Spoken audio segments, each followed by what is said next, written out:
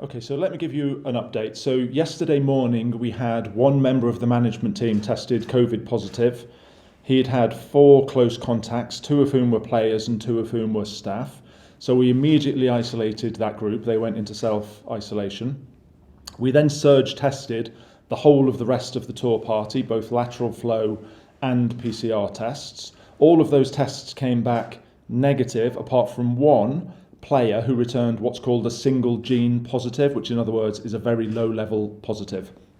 But just out of caution, we then isolated that player and all of his close contacts, and we were then advised by our medical advisory committee that we had to test that individual again today, which we've now done. Thankfully, that test came back negative. He has to test again tomorrow, and if that also comes back negative, then he and all of his close contacts can be released back into the bubble, and they would then be available for selection for the game that we've announced tomorrow night against the Sharks. Ben, it does seem from here in the UK and Ireland, what's happening with the Lions and with the Springboks as well, like this tour is doomed or cursed, whatever word you want to use. Is it becoming increasingly difficult to convince yourself that it's all going to go without a hitch, the test series, or do you think it's inevitable that there'll be more headaches to come? Well, look, what I would say is that it is a challenge, right? This is a challenge. I'm definitely not going to sit here and say that this is easy, but we are absolutely determined to make it work, and we've put measures in place to make it work. So we're living in a very strict biosecure environment where we're governed by very strict protocols. We have a medical advisory group in place that has independent virologists and infectious disease specialists that advise us on what we can and can't do. This is the same for the Lions and the Springbok camp. We're tested frequently, minimum 3 times a week. We have no interactions with the general public. We're playing in far fewer venues than would originally have been the case. And of course, we don't have fans in the venues. So we're doing everything we possibly can to make sure that this tour will go ahead, and we are determined to make it a success. Ben, I don't know if you watched the football last night or if you've watched any of Wimbledon, but when you see 60,000 fans at Wembley and 15,000 fans in Centre Court, hindsight's a wonderful thing. But in hindsight, do you think it was regrettable not having the tour in the UK? So I've seen snippets. I didn't see the football last night, sadly, because I was elsewhere. But look, my view is it's wonderful to see people back at Centre Court at Wimbledon. Fantastic to see people back in Wembley with, I think, 60,000 they had there for the semi-final, didn't they? And look, we should say congratulations to Gareth Southgate and the England football team for getting to the final for the first time in an awfully long time. But look, we are here in South Africa. We made the decision back in March that we would make this tour work in South Africa, which I believe to be the right decision. We are determined to make it work, and there are absolutely no plans for us to deviate from that agreed strategy. Is the option on the table if things were to worsen that both yourselves and the Springboks could hop on a flight and play the series out on British soil? Well, it's certainly not as simple as just hopping on a flight and playing the series out on British soil. We're very much here taking things one step at a time. We deal with the challenges as they arise. We make decisions one day at a time. So the focus today has been dealing with the rearranged Sharks fixture for the weekend. We then get on a plane on Sunday. We travel down to Cape Town where we have more fixtures, and there are no plans for us to do anything different to that. Thanks, Ben. Ben, in the statement it says that you're doing tests today and tomorrow, and those will determine whether you're able to fulfil the Sharks fixture. What has to happen for that game to be played? Does everyone in the Lions camp have to come back negative? No, so the individual that tested positive, who we retested this morning and has now tested negative, that individual has to test negative so that he and all of his close contacts can be released. At that point, you have enough players available to fulfil the fixture. Common sense said we'd probably lose one game on the tour due to COVID, because of the maths involved of things. We've now had one. The Springboks against Georgia, though, has also gone. What, in your opinion, would it take for the test matches to be considered in serious doubt? Well, I don't think I'd set an arbitrary benchmark, if you like, that would put things in serious doubt. I think the approach that we take is make sure we abide by the protocols that have been designed by experts in this area, make sure that we exhibit all of the right behaviours as we are at the moment. Everybody is socially distancing, everybody is wearing masks, everybody is focusing on hand hygiene, meetings taking place in well-ventilated areas. The protocols are working at the moment because they are identifying people that have sadly contracted the virus. We're then isolating them from the rest of the population, and then after a period of time they can be reintegrated once they've got through their infectious period. So we're doing everything we can to make sure the matches can go ahead. As Managing Director, have you addressed the players today to reassure them of their safety and just sort of, if you like, reinforce the fact that you're doing everything you can to keep them safe? We have constant dialogue. We have constant dialogue with the players and with the staff to make sure everybody is aware of what's going on. And if anybody had any doubts or any issues they wanted to raise, they'd be able to come to me or any part of the management team at any point. So that dialogue is constant. One other point that was made in the statement said that no team other than the Sharks could meet the bubble conditions to play Saturday's game. Presumably, therefore, they're not allowed to bring in any reinforcements to their squad. Is it fair to ask them to play 2 games in 4 days with the same group of players? So you're absolutely right. They are the only side in the country that's able to meet the really strict protocols that exist. That's because they've already been living in a bubble. In terms of playing that number of games in a short period of time, look, that applies to us as well, doesn't it? We were already scheduled to play a fixture on Saturday, albeit against the Bulls originally. I can't comment specifically on the Sharks situation, but what I can say is, certainly from our side, we have absolutely fantastic medical and strength and conditioning teams in place here.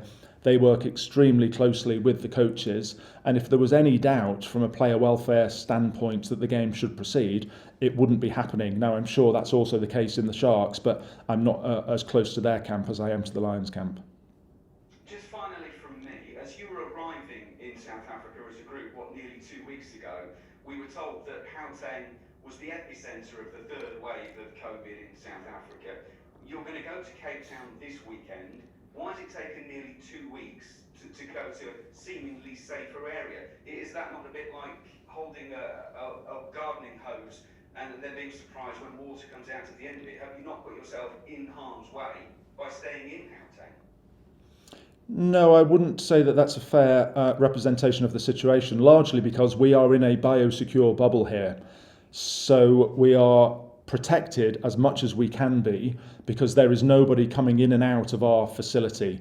We have the players, we have the management team, we have the hotel staff, but everybody here lives in the bubble. Nobody comes and goes. So the hotel staff don't go home, for example, in the evening and then reintegrate the next day. They live on site here as well, and there are very few hotel staff.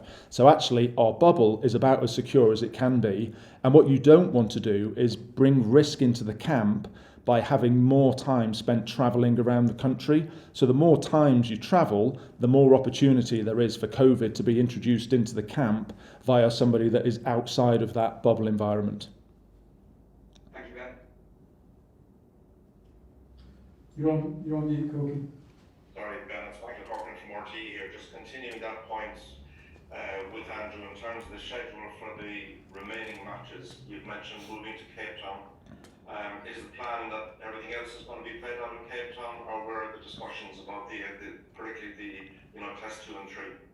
Yeah, so the plan is that we move down there on Sunday, as I said earlier. We then have 2 matches scheduled down in Cape Town. The current intention is that we play those 2 matches down in Cape Town. What happens after that, we're currently in discussion with the South African Rugby Union. So at the moment, we haven't deviated from the originally agreed schedule, but of course we are contingency planning all the time.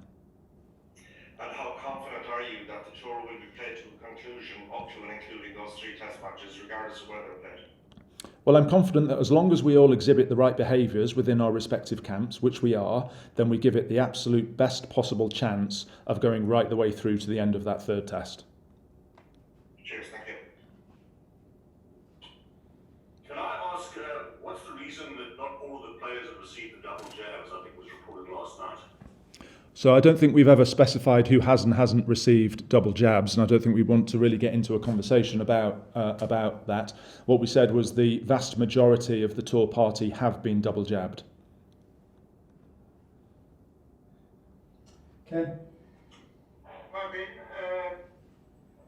there was some speculation over the last week that the Lions would want to get to Cape Town as quickly as possible. You're now obviously staying in Gauteng for the match on Saturday. Is that kind of a trade-off between obviously getting away from the epicenter of COVID, but also the importance of not missing out on any more game time? And have some of the squad already gone, or will some of the squad already go to Cape Town just to prepare for the SAA game on Wednesday? So no, all of the squad remains together, so we don't have a split party. There is none of the squad down in Cape Town. We were always intending to go to Cape Town on the 11th, which is Sunday, and that's still the case. So there was never a plan in place for us to come to Gauteng and play perhaps 1 or 2 matches and then decamp and go down to Cape Town. So we're sticking with the original plan, which was to go down on Sunday. Can you just sort of run us through the series of events yesterday in terms of timings and just how yesterday played out and how sort of close it was and close to the bone and the wire? So yesterday morning we received the positive tests that I spoke about earlier, where we had one member of the management team who tested positive, and we then isolated everybody. We then lateral flowed and PCR'd between round about 10 and 12 o'clock from memory. And of course, the time,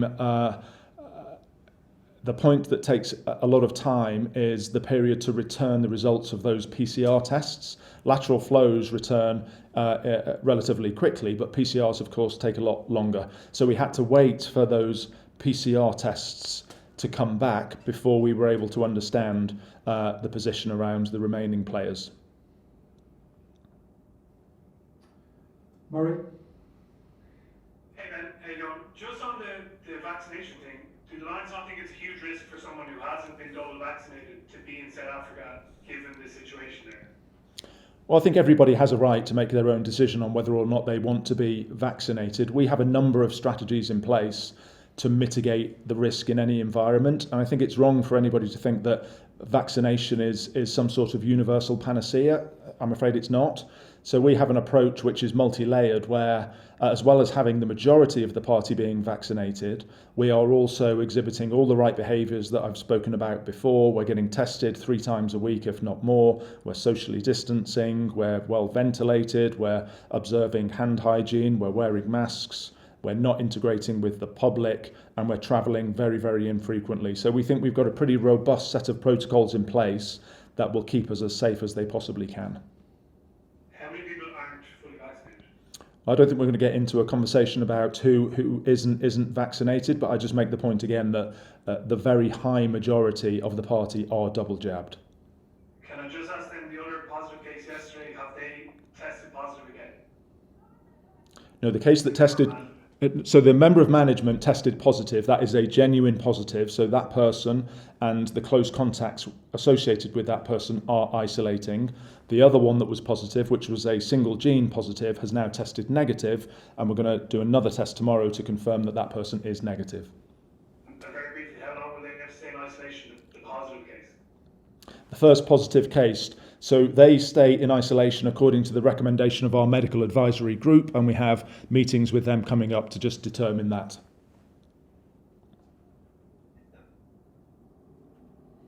Harry?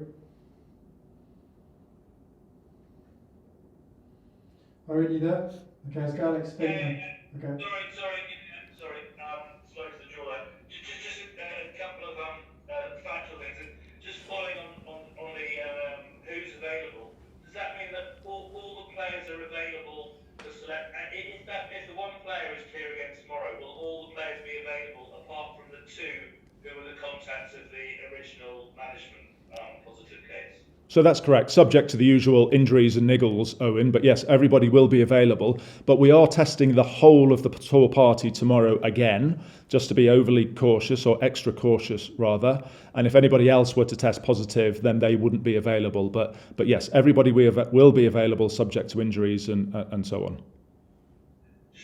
On the Sharks, you were asked about them playing 2 games in 4 days. You say that's what we, the Lions, are doing. The Lions are not big enough squad to cater for that. So in your discussions with the Sharks, are you assuming they'll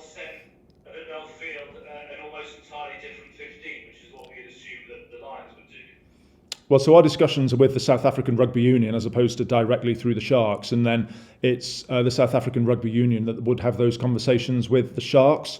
I couldn't tell you what their plan is around exactly who they will field, because of course my focus has been on the Lions, but we've been given the assurances by the South African Rugby Union that the match can proceed and the Sharks will be able to put a side out. Okay, thanks. Just one quick one. On the vaccinations, you suggested that some in the party have decided not to become double vaccinated. Have some not even had the single jab as well? So the only thing I'll say is that, again, I'm sort of repeating myself, the vast majority of our people are double jabbed, but we just see that as one strand of a very robust COVID mitigation strategy that involves all the other areas that I talked about previously. Okay, last one, Beth.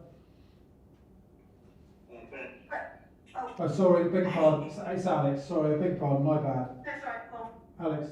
Yeah, Ben, hi, Alex from Mirror. Have you arranged this Sharks game because it's the right thing to do from a rugby point of view, or because you're contractually obliged to deliver an 8-game package for the TV contract? From a rugby point of view. So we were, of course, scheduled to play a fixture on Saturday, albeit against the Bulls, not the Sharks. And we came into this country to play rugby matches, right? Not to sit in biosecure bubbles. So we want to play the matches so that we can prepare the side to be ready to take on the Springboks in the Test series. And that was very much the driver behind the decision to go ahead on Saturday. Are you proposing to call up any more players onto this tour? Not at this stage, no. Okay, and final question. You talked about the hotel staff not going home, living on site. Warren suggested last night that the COVID might have come into the camp from that way, from hotel staff. So is that a change of plan, a change of regime over the last 24 hours? No, it's not. So the intention was always that they would be living on site, and they've been on site for a period of time now. So no, that's not a change. Thank you. Last one, Beth. Right, just two from me. Warren Gatland said yesterday the situation has brought the team closer together. Now, compared to previous tours, what's it been like in-house? Well, I think the mood in the camp is very good, actually. It's very strong. We're lucky. We've got a fantastic group of players. And not only are they the best players in the world, but they're also really strong individuals, really strong characters. We've also got a great management team. And if anything, the challenges that we're facing has pulled that group closer together. And we are now focused on just getting over every hurdle that we face and focusing on the rugby. Listen, Lions is such a special brand, special event. Having such a great thing, but do you feel in your heart of hearts that, maybe postponing it to next year would have been the best option for everyone, players, spectators, etc.? Well, look, I don't think it's right to revisit any decisions. The choice was made back in March that we would go ahead here in South Africa, and we're focused now on doing the right thing by the tour, working as hard as we possibly can to make sure we deliver for the players, for the fans, and for everybody here in South Africa. And all the feedback we get through the South African media in particular is that the country is desperate for this tour to be completed here. We know that sport in difficult times can provide a much needed distraction from the challenges that people face, and we hope we're providing something positive for people to enjoy. Absolutely. Thank you very much. Thanks, everyone. Thanks, Ben. Okay.